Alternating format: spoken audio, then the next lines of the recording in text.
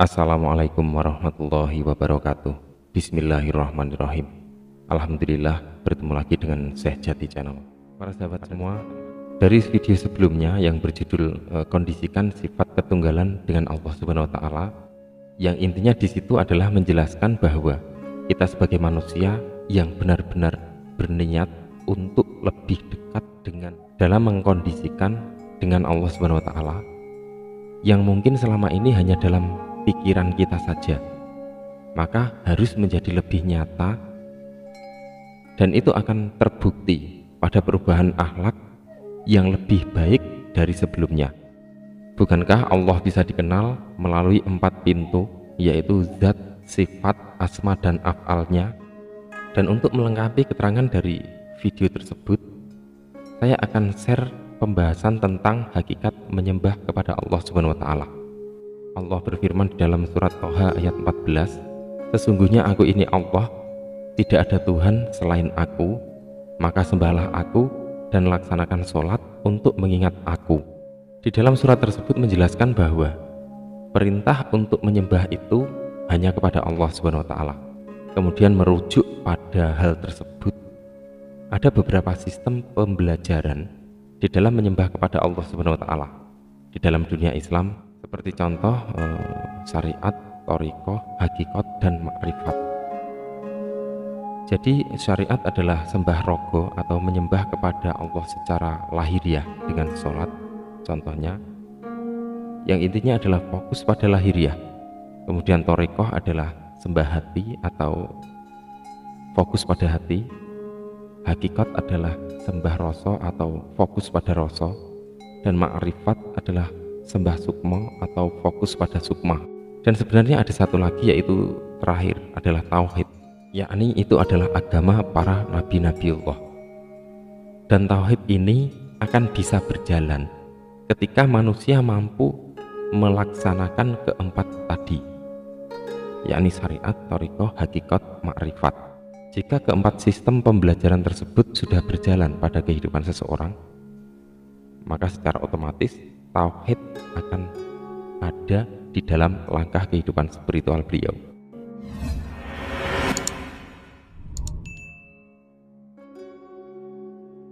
Mohon diperhatikan betul-betul pada pembahasan berikut. Allah berfirman di dalam surat Fussilat ayat 54, ingatlah, sesungguhnya mereka dalam keraguan tentang pertemuan dengan Tuhan mereka. Ingatlah, sesungguhnya Dia Maha meliputi segala sesuatu. Ketika di sini perlu kita lihat ada perubahan makna dalam kalimat tersebut, bahwa Allah Subhanahu wa taala itu meliputi segala sesuatu atau sekalian alam. Itu adalah sebuah kesadaran akan keesaan Allah Subhanahu wa taala. Ini mutlak dan tidak bisa diganggu gugat. Jika di dalam kalimat tersebut dimaknai dengan menyembah, maka itu menunjukkan bahwa Allah Subhanahu wa taala itu adalah sesuatu yang memiliki sosok atau wujud dan ada di suatu tempat. Para arif billah atau orang-orang yang mengenal akan Allah menyatakan bahwa kata-kata menyembah itu bukanlah sesuatu penyembahan, melainkan sebuah kesadaran akan keesaan Allah Subhanahu wa taala yang tidak bertempat, tetapi memiliki dan menguasai setiap tempat, serta pengetahuan Allah meliputi setiap ruang dan waktu. Lalu bagaimanakah bentuk penyembahan kepada Allah tersebut? Mari kita langsung saja masuk dalam sebuah contoh.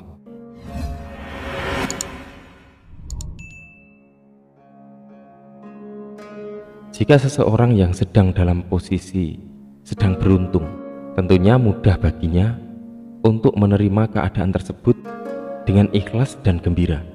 Tetapi jika sebaliknya, seseorang yang sedang dalam posisi kurang beruntung, seperti contoh kesusahan, rasa sakit, merasa diperlakukan seperti tidak adil, dan lain sebagainya, kemungkinan besar seseorang tidak mudah untuk menerimanya.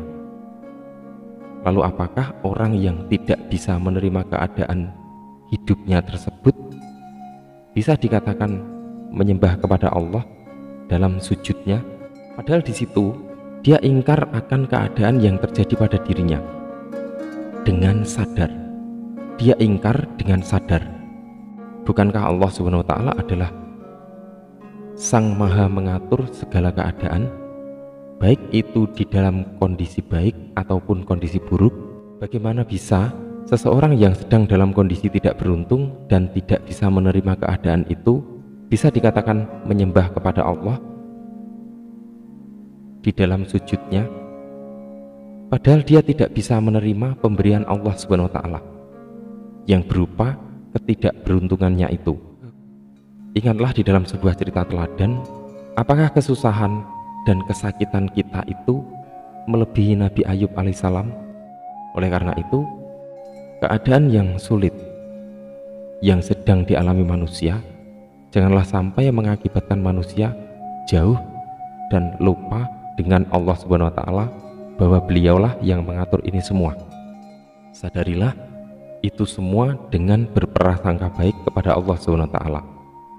Allah Subhanahu wa taala berfirman di dalam surat Ar-Ra'd ayat 28, yaitu orang-orang yang beriman dan hati mereka yang menjadi tentram dengan mengingat Allah. Ingatlah, hanya dengan mengingat Allah lah hati menjadi tentram.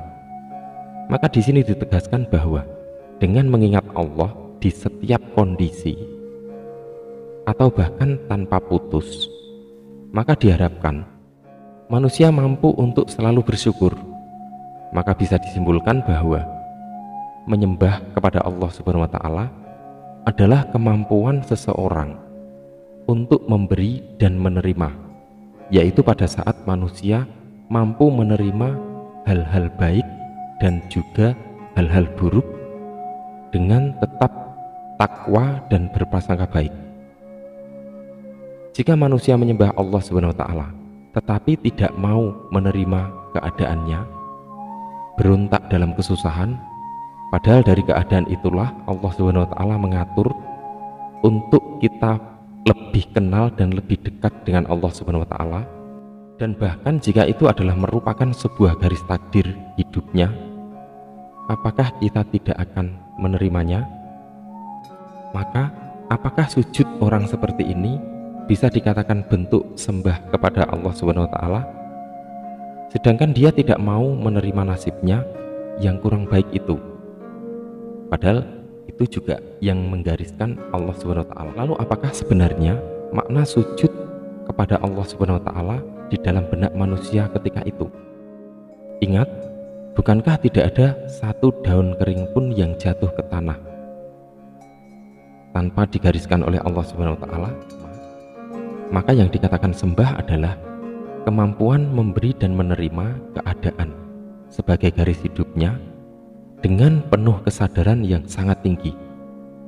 Bukan sekedar bersujud, tetapi tidak pernah mau dan tidak pernah rela dengan jalan hidupnya yang serba susah, bahkan berontak di dalam sujudnya. Semoga bermanfaat. Wallahu a'lam bishawab. Wassalamualaikum warahmatullahi wabarakatuh.